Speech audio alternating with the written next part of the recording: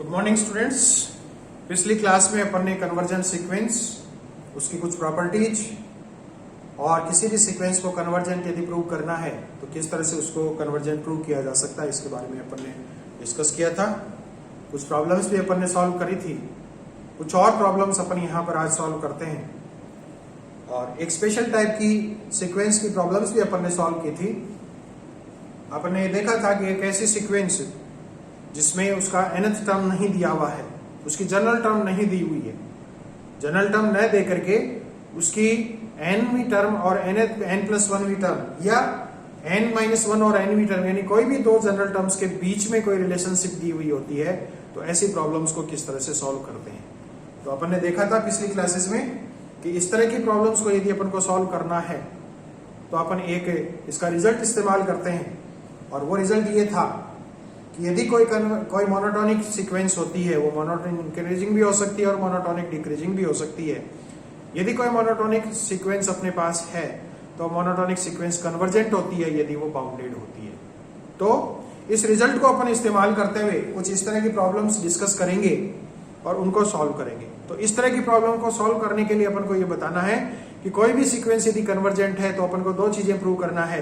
एक तो अपन को ये प्रूव करना है कि वो सीक्वेंस मोनोटोनिक इंक्रीजिंग होगी या फिर मोनोटोनिक डिक्रीजिंग होगी, और दूसरा अपन को ये प्रूव करना है कि वो सीक्वेंस बाउंडेड होगी। यदि ये दो चीजें अपन प्रूव कर दें तो अपन ये कह सकते हैं कि वो सीक्वेंस कन्वर्जेंट होती है।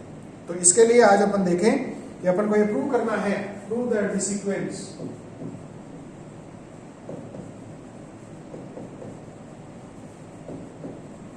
sequence xn is convergent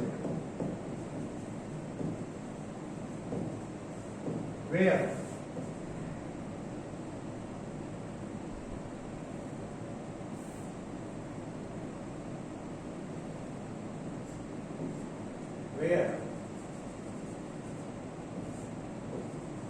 x1 is equals to 1 and xn is equals to under root of 2 plus xn minus 1. It is given that x1 is equals to 1 and xn is equals to 2 plus xn minus 1. Here we see that जो इसकी general term xn होती है वो xn नहीं दे रखी है। इस xn की बजाय यहाँ पर xn और xn minus 1 दो टर्म्स के बीच में रिलेशन दिया हुआ है। तो इस तरह की प्रॉब्लम को अपन को सॉल्व करना है। तो अपन ने ये बताया था कि इस तरह की प्रॉब्लम को सॉल्व करने के लिए अपन को ये बताना है कि सीक्वेंस मोनोटोनिक इंक्रीजिंग या डिक्रीजिंग होगी और साथ साथ में वो बाउंडेड भी होगी। तो पहले अपन ये बताएं कि ये सीक्वेंस मोनोटोनिक इंक्रीजिंग है या डिक्रीजिंग है। सॉल्यूशन अपन देखें इसका। यहां पर अपन को दे रखा है x1 is equals to 1 and xn is equals to 2 plus xn minus 1। यदि यहाँ पर n is equals to 1 2 3 values put करें अपन तो n is equals to 1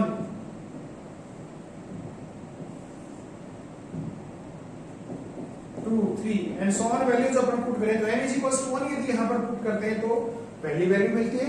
n is equals to 2 यहाँ पर पुट करें तो अपन को x2 मिलेगा। सो x2 is equals to 2 plus x1 और x1 की वैल्यू अपन को दे रखा है तो ये अपने पास आएगा under root of 2 plus 1 and 2 plus 1 is equals to 3 and we know that the value of root 3 is greater than 1। Root 3 की वैल्यू x से बड़ी है और x1 जो था वो उसका पहला पद था जिसको अपन x1 कह रहे हैं। इसका मतलब x2 is equals to root 3 which is greater than x1। तो अपन को एक रिजल्ट मिला यहां से कि x2 is greater than x1। एक रिजल्ट अपन को मिला कि इसका बाद वाला पद जो है वो पहले वाले पद से बड़ा है। अब जब बाद वाला पद पहले वाले पद से बड़ा है तो अपन ये जानते हैं कि इस तरह की सीक्वेंस मोनोटोनिक इंक्रीजिंग सीक्वेंस हो सकती है।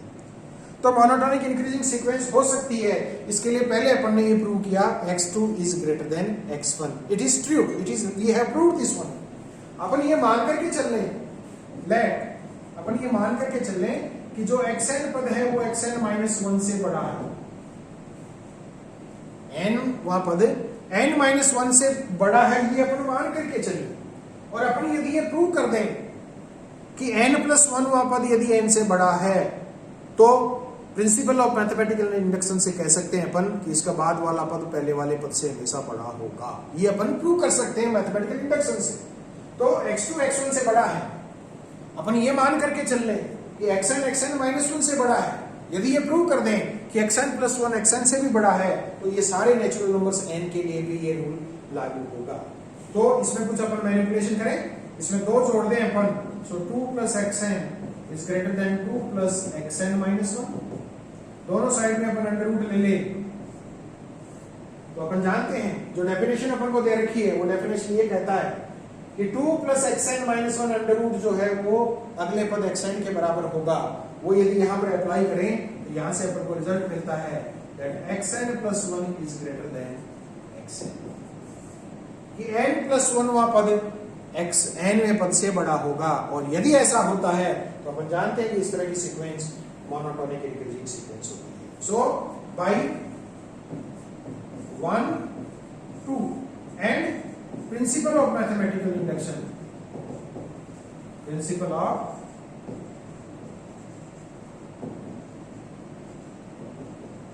मैथमेटिकल इंडक्शन,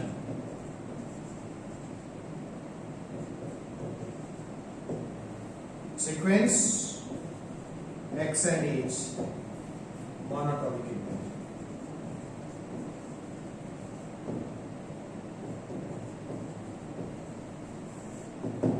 यानी मैथमेटिकल इंडक्शंस के प्रिंसिपल से ये अपन कह सकते हैं कि xn is greater than xn -1 और xn + 1 is greater than xn for all natural values. सभी नेचुरल वैल्यूज के लिए ये सिद्ध होता है।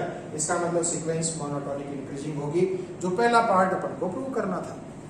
सेकंड पार्ट के लिए अपन को ये प्रूव करना है कि ये सीक्वेंस बाउंडेड भी होगी। अपन ये जानते हैं कि कोई भी सीक्वेंस यदि मोनोटोनिक इंक्रीजिंग होती है तो वो बढ़ते हुए पदों के क्रम में होती है। यानी उसका पहला पद जो होता है वो सबसे छोटा पद होता है, यानी वो सीक्वेंस नीचे की तरफ से हमेशा बाउंडेड होती है।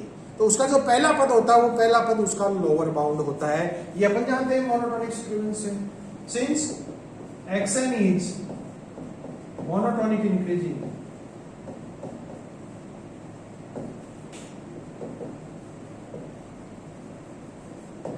ये मोनोटोनिक इंक्रीजिंग है, इसका मतलब पहला पद इसका 1 के बराबर था और ये इसका सबसे छोटा पद होगा, यानी इसके सारे पदों से ये कम होगा। तो इसका मतलब ये निकलता है कि सीक्वेंस जो है वो नीचे की तरफ से बाउंडेड है। This implies sequence xn is bounded below. अब यदि अपन ये प्रूव कर दें कि ये ऊपर की तरफ से भी बाउंडेड है तो ये फिर सीक्वेंस बाउंडेड होगी। तो अपनी यहां पर लेकर के चलते हैं, चूंकि x1 1 के बराबर है, x2 अपन ने देखा √3 के बराबर है, और √3 एक ऐसा नंबर है जो 2 से छोटा होता है। √3 एक ऐसा नंबर है 2 से छोटा होता है। इसका मतलब अपन को ये मिला कि x1 इज लेस देन 2। ये अपन यहां से जो रिजल्ट्स दे रखे हैं, जो पद अपन ने निकाले, उन पदों से पता चला कि 2 से छोटा है। अपन ये मान करके चल रहे हैं कि इसका nवां पद है वो भी 2 से छोटा है। इसका nवां पद 2 से छोटा ही अपन मान करके चले। यदि अपन ये प्रूव कर दें कि इसका n + 1वां पद भी 2 से छोटा है तो मैथमेटिकल इंडक्शन के जो प्रिंसिपल है उस प्रिंसिपल से अपन ये कह सकते हैं कि ये प्रत्येक नेचुरल नंबर के लिए उसका nवां पद 2 से छोटा होगा। तो उसके लिए कुछ मैनिपुलेशन अपन करें। इसमें 2 जोड़ दें अपन और अंडर रूट ले लें, तो अपन को यहां पता चलता है जो डेफिनेशन अपन को दे रखी है उसके मुताबिक xn + 2 तो अंडर रूट ये तो xn + 1 के बराबर होगा, और 2 + 2 4 अंडर रूट जो है वो 2 से छोटा होगा। तो अपन को ये पता चला यहां से कि xn + 1 इज लेस देन 2। तो अपन ये पहले प्रूव किया था कि x1 2 से छोटा है। अपन ने ये मान के चले थे कि xn 2 से छोटा, और अपन ने ये प्रूव कर दिया कि उसका xn + 1 है वो भी 2 से छोटा है। तो इन दोनों रिजल्ट और इस्तेमाल करते हुए प्रिंसिपल ऑफ मैथमेटिकल इंडक्शन से अपन ये कह सकते हैं कि इसका प्रत्येक पद 2 से छोटा होगा। So by 4 5 and principle of mathematical induction,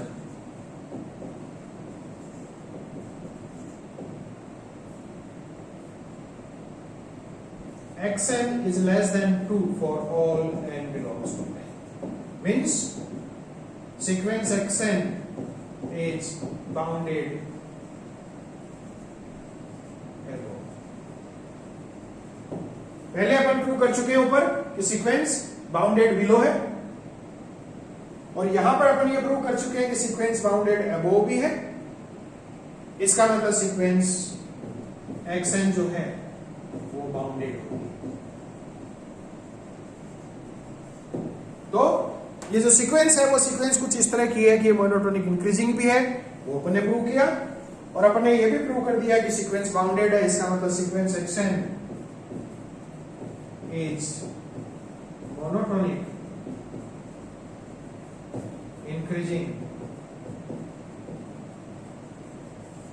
and bounded. और अपन ये जानते हैं कि कोई भी सीक्वेंस जो मोनोटोनिक इंक्रीजिंग भी है और बाउंडेड भी है वो सीक्वेंस कन्वर्जेंट होगी। It means sequence xn is.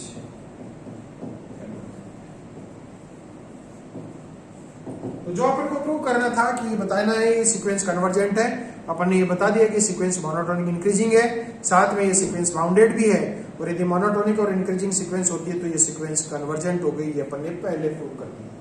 अब यदि ये कन्वर्जेंट है तो फिर इसकी लिमिट क्या होगी? यदि ये सीक्वेंस कन्वर्जेंट है तो इस सीक्वेंस की लिमिट क्या होगी? तो अपन मान करके चल रहे हैं इसकी लिमिट n है। Let limit xn is equals to limit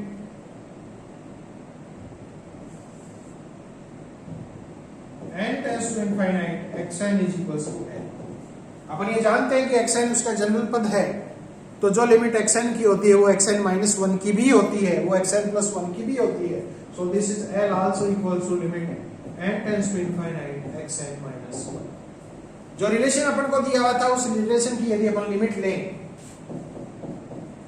अपन को रिलेशन दिया हुआ था xn is equals to under root of 2 plus xn minus 1, उसमें यदि लिमिट लें तो limit n tends to infinite xn is equals to under root of 2 plus limit n tends to infinite xn minus 1। Limit की values put करें, so l is equals to root of 2 plus l। इसको solve करें तो आपको मिलेगा l square is equals to 2 plus l,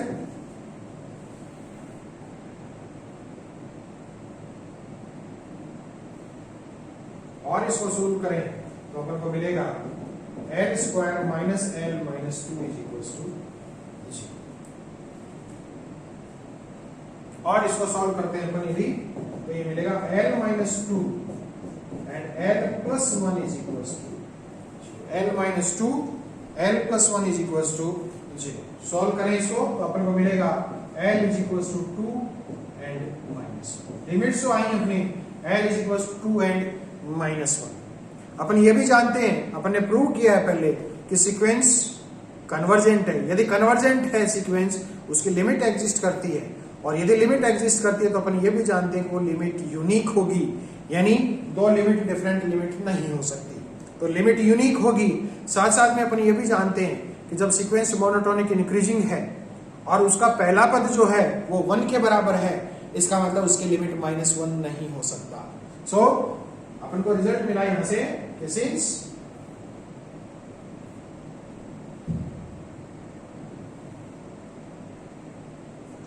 sequence xn is monotonic increasing,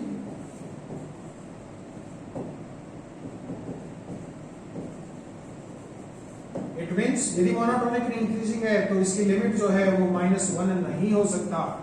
तो एक मात्र विकल्प अपने पास बचता है कि यदि माइनस 1 नहीं होगा तो उसकी लिमिट होगी 2। यदि लिमिट उसकी माइनस 1 नहीं हो सकती तो उसकी लिमिट 2 होगी, जो उसकी लिमिट है। तो अपन इस मेथड से ये प्रूव कर सकते हैं कि कोई भी सीक्वेंस कन्वर्जेंट होती है तो पहले उसको मोनोटोनिक इंक्रीजिंग या डिक्रीजिंग प्रूव करें, फिर उसको यदि बाउंडेड प्रूव कर दें तो अपन ये कह सकते हैं कि वो सीक्वेंस कन्वर्जेंट होगी। Thank you very much.